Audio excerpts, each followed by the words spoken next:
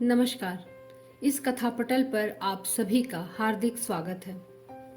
दोस्तों, हम जानते हैं कि 1947 में भारत को स्वतंत्रता का उपहार मिलने के साथ ही विभाजन का दर्द भी मिला, जो आज 75 साल बाद भी उस क्षेत्र के विस्थापित लोगों के घाव को भरने ही नहीं देता। इस पार या उस पार तकलीफें सभी को हुई, घर सभी के जले। दंगों में लगने वाली आग हिंदू मुस्लिम का भेद नहीं करती। आइए सुने हिंदी के चर्चित कथाकार नाटककार मोहन राकेश की चर्चित कहानी मलबे का मालिक। 7.5 साल के बाद वे लोग लाहौर से अमृतसर आए थे। हॉकी का मैच देखने का तो बहाना ही था। उन्हें ज्यादा चाव उन घरों और बाजारों को फिर से देखने का था जो 7.5 साल पहले उनके लिए पराये हो गए थे। हर सड़क पर मुसलमानों की कोई न कोई टोली घूमती नजर आ जाती थी। उनकी आंखें इस आग्रह के साथ वहां की हर चीज को देख रही थीं, जैसे वह शहर साधारण शहर न होकर एक अच्छा खासा आकर्षण केंद्र हो। तंग बाजारों में से गुजरते हुए वे एक दूसरे को पुरानी चीजों की याद दिला रहे थे। देख फतेह दीना, मिस्री बाजार में अब मिस्री की दुकानें पहले से कितनी कम रह गई हैं। उस नुक्कड़ पर सुक्खी भटियारिन की भट्टी थी, जहां अब वह पान वाला बैठा है। बहुत दिनों के बाद बाजारों में तुर्रेदार पगड़ियां और लाल तुर्की टोपियां नजर आ रही थीं। लाहौर से आए मुसलमानों में काफी संख्या ऐसे लोगों की थी जिन्हें विभाजन के समय मजबूर होकर अमृतसर से जाना पड़ा था। 7.5 साल में आए अनिवार्य परिवर्तनों को देखकर कहीं उनकी आंखों में हैरानी भर जाती और कहीं अफसोस। कटरा जयमिल सिंह इतना चौड़ा कैसे हो गया? क्या इस तरफ सबके सब मकान जल गए थे? यहाँ हकीम आसिफ अली की दुकान थी, अब यहाँ एक मोची ने कब्जा कर रखा है। और कहीं कहीं ऐसे भी वाक्य सुनाई दे जाते, वली यह मस्जिद ज्यों की त्यों खड़ी है, इन लोगों ने इसका गुरुद्वारा नहीं बना दिया।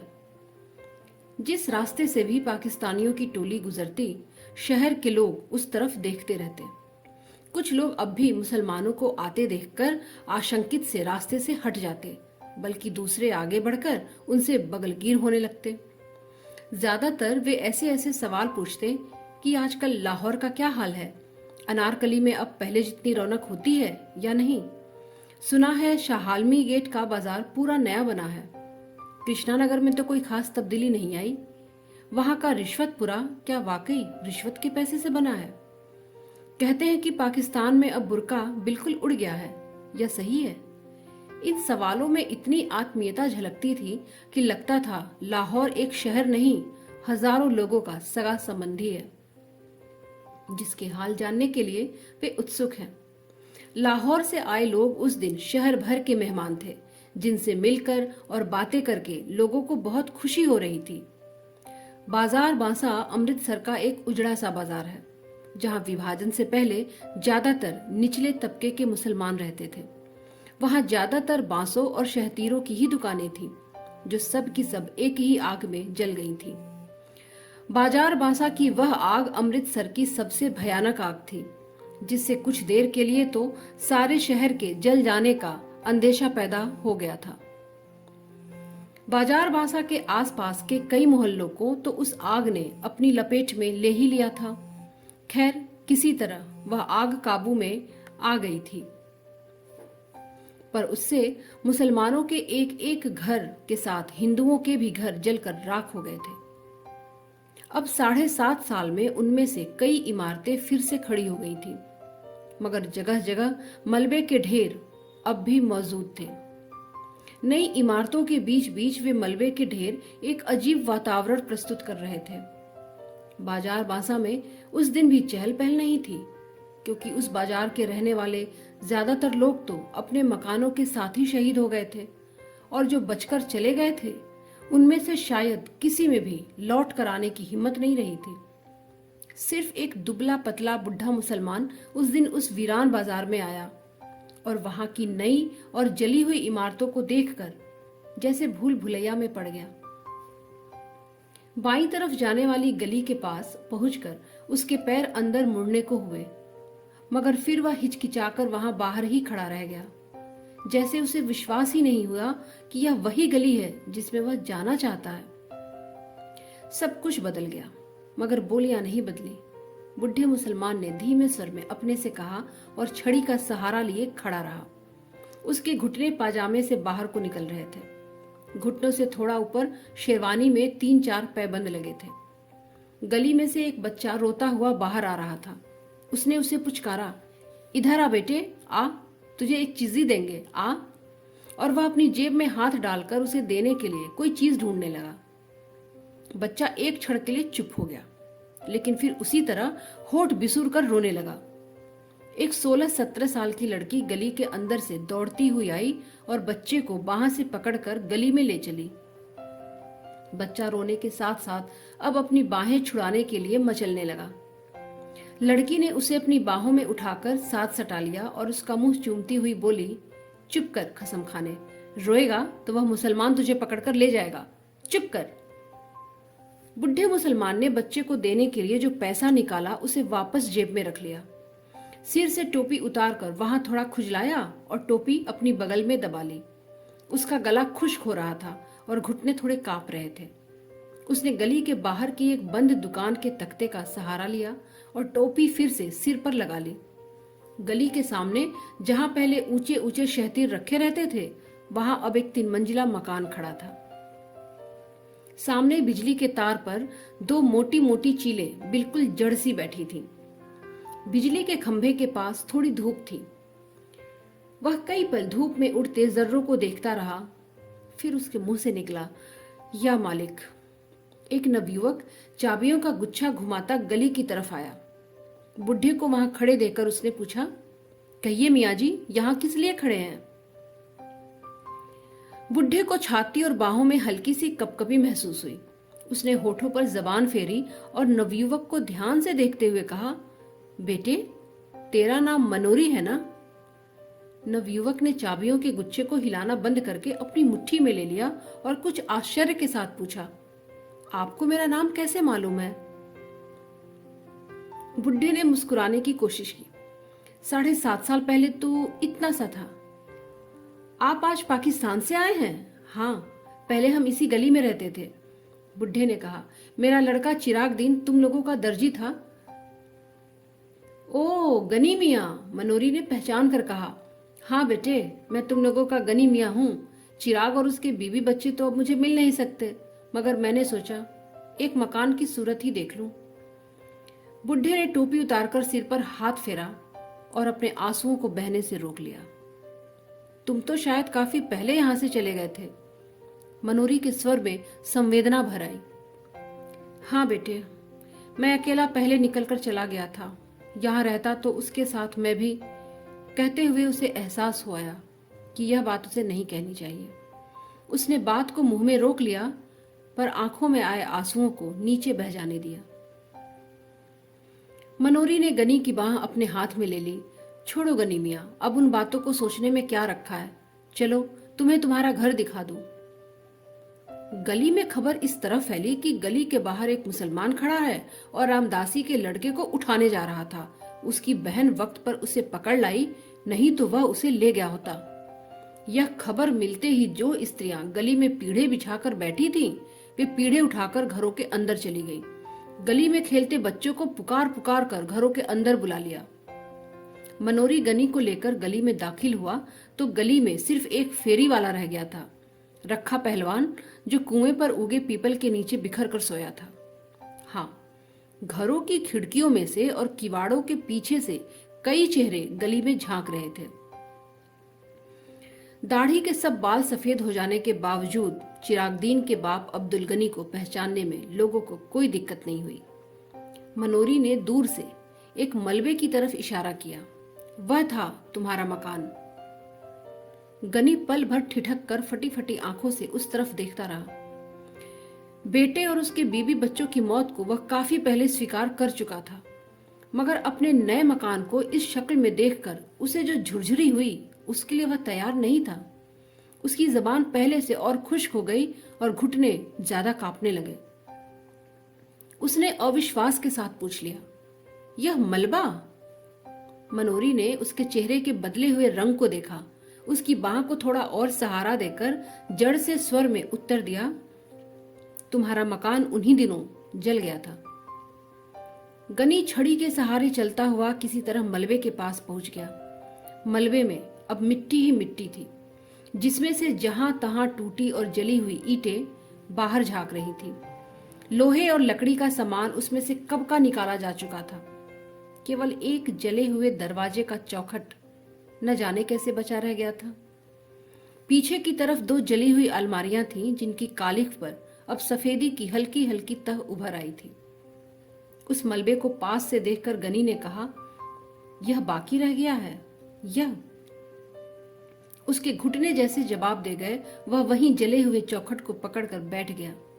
क्षण भर बाद उसका सिर भी चौखट से जा सटा।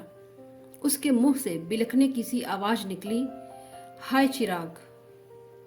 जले हुए किवाड़ का वह चौखट मलबे में से सिर निकाले 7.5 साल खड़ा तो रहा था, पर उसकी लकड़ी बुरी तरह भुरभुरा गई थी।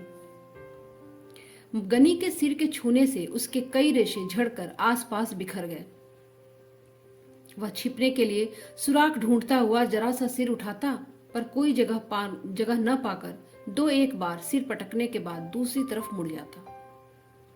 खिड़कियों से झांकने वाले चेहरों की संख्या पहले से कहीं ज्यादा हो गई थी। चर्चा थी, कुछ न कुछ जरूर होगा। चिराग दिन का बाप गनी आ गया है, इसलिए 7.5 साल पहले की वह सारी घटना आज अपने आप खुल जाएगी। लोगों को लग रहा था जैसे वह मलबा ही गनी को सारी कहानी सुना देगा कि कैसे शाम के वक्त चिराग ऊपर के कमरे में खाना खा रहा था, जब रखे पहलवान ने उसे नीचे बुलाया, कहा कि वह 1 मिनट आकर उसकी बात सुन ले। पहलवान उन दिनों गली का बादशाह था। वहां के हिंदुओं पर भी उसका काफी दबदबा था। चिराग तो खैर मुसलमान था। चिराग हाथ का कौर बीच में ही छोड़कर नीचे उतर आया। उसकी बीवी जुबैदा और दोनों लड़कियां किश्वर और सुल्ताना खिड़कियों से नीचे झांकने लगी। चिराग ने ड्योढ़ी से बाहर कदम रखा ही था कि पहलवान ने उसे कमीज के कॉलर से पकड़कर अपनी तरफ खींच लिया और गली में गिराकर उसकी छाती पर चढ़ बैठा। चिराग उसका छुरे वाला हाथ पकड़कर चिल्लाया, रखे पहलवान, मुड़ो मत मारो मुझे। ऊपर से जुबैदा, किश्वर, सुल्ताना भी हताश स्वर में चिल्लाई, चीखती हुई नीचे ड्योढ़ी की तरफ दौड़ी।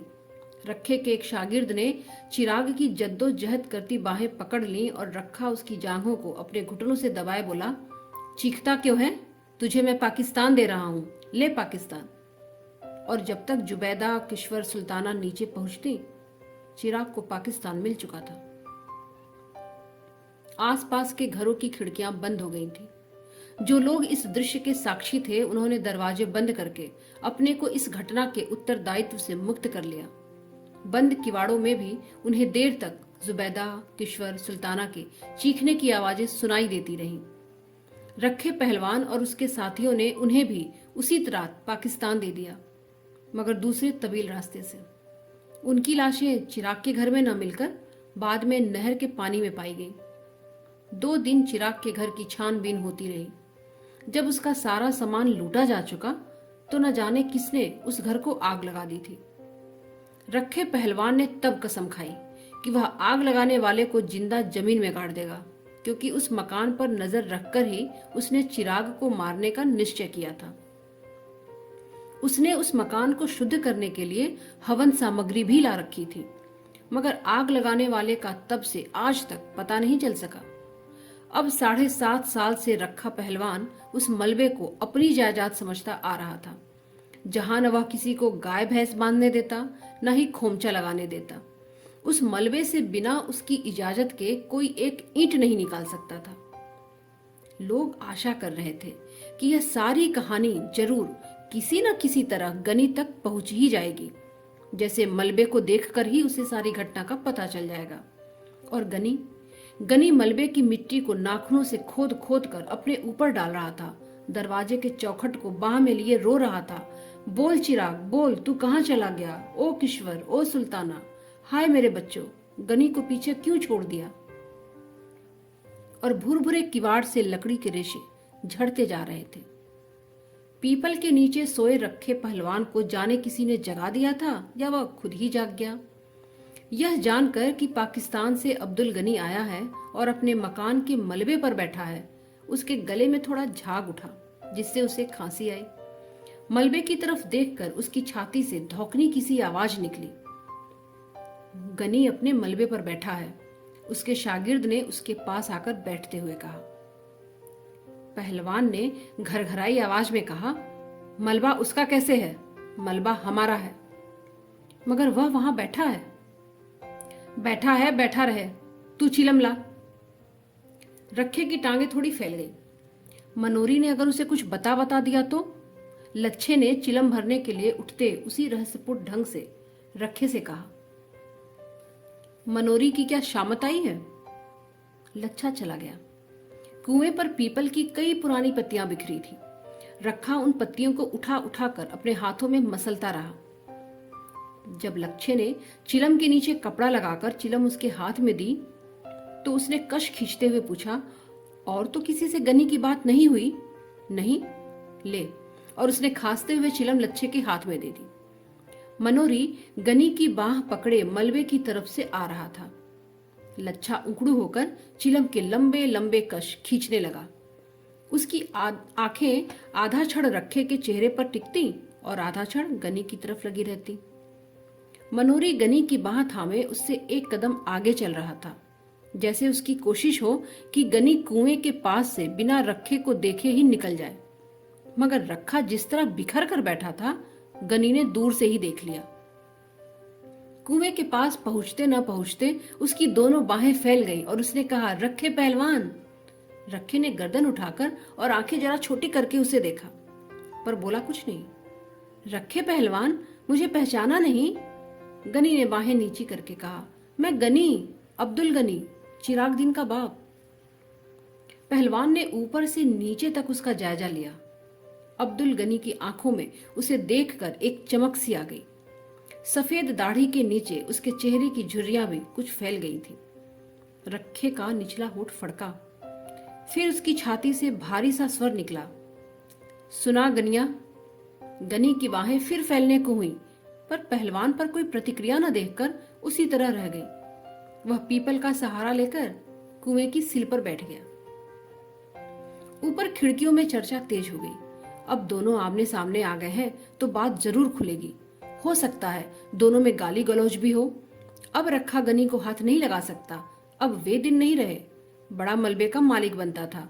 असल में मलबा ना इसका है ना गनी का। मलबा तो सरकार की मलकियत है। मरदूद, किसी को वहां गाय का खूंटा तक नहीं लगाने देता। मनोरी भी डरपोक है। इसने गनी को बता क्यों नहीं दिया कि रखे ने ही चिराग और उसके बीबी बच्चों को मारा है? रखा आदमी नहीं सांड है। दिन भर सांड की तरह गली में घूमता है।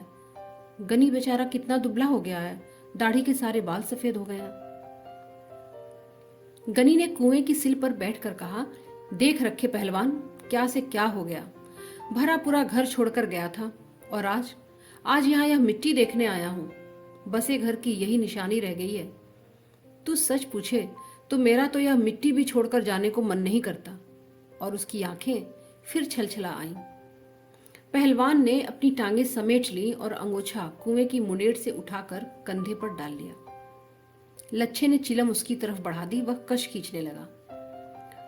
तू बता रखे, यह सब हुआ किस तरह? गनी किसी तरह अपने आंसू रोक कर बोला, तुम लोग उसके पास ही थे। सब में भाई भाई की मोहब्बत थी। अगर वह चाहता तो तुम में से किसी के घर में नहीं छिप सकता था? क्या उसमें इतनी भी समझदारी नहीं थी? रखे को स्वयं लगा कि उसकी आवाज में एक अस्वाभाविक सी गूंज है। उसके होठ गाढ़े लार से चिपक गए। मूंछों के नीचे से पसीना उसके होठ पर आ रहा था। उसे माथे पर किसी चीज का दबाव महसूस हो रहा था और उसकी रीढ़ की हड्डी सहारा चाह रही थी। उसने पूछा, पाकिस्तान में क्या हाल है तुम लोगों के? उसके गले की नसों में एक तनाव आ गया था। क्या हाल बताऊं रखे?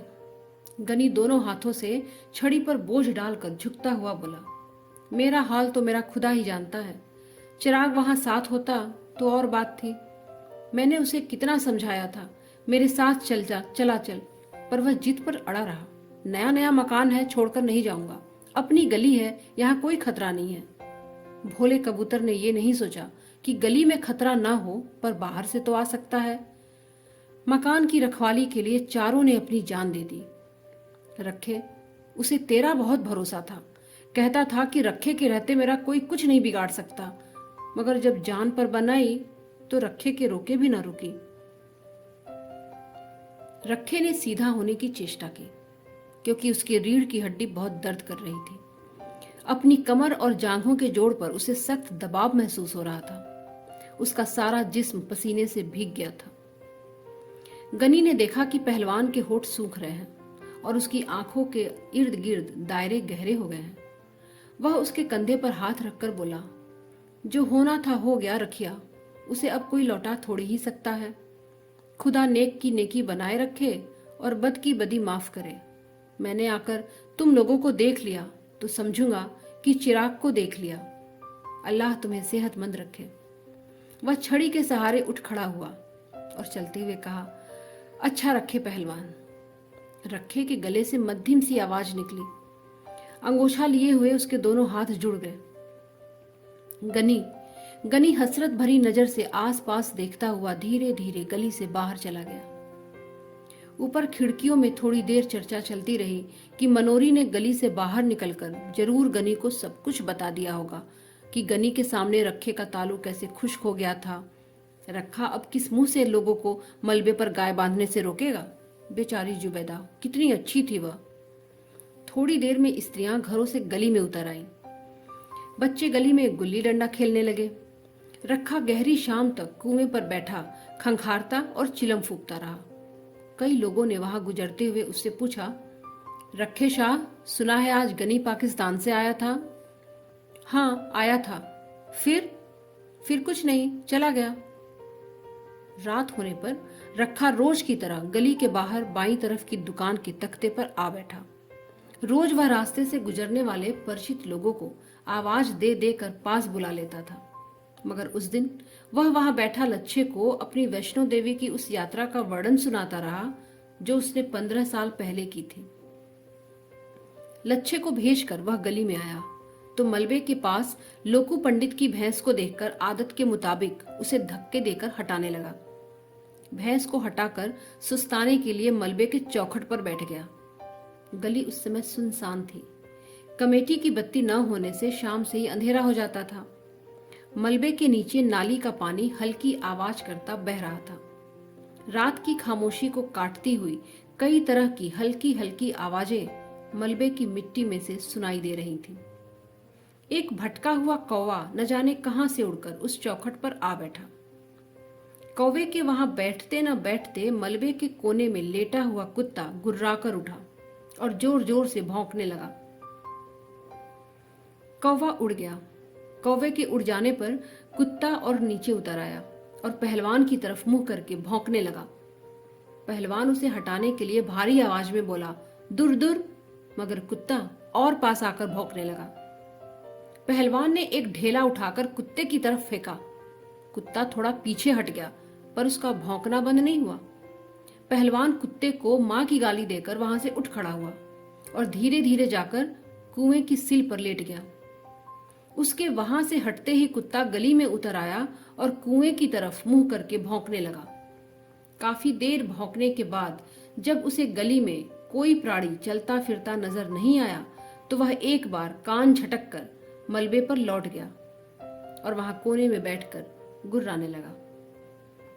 दोस्तों, मोहन राकेश की विभाजन पर आधारित इस कहानी से हमने बहुत कुछ सीखा होगा।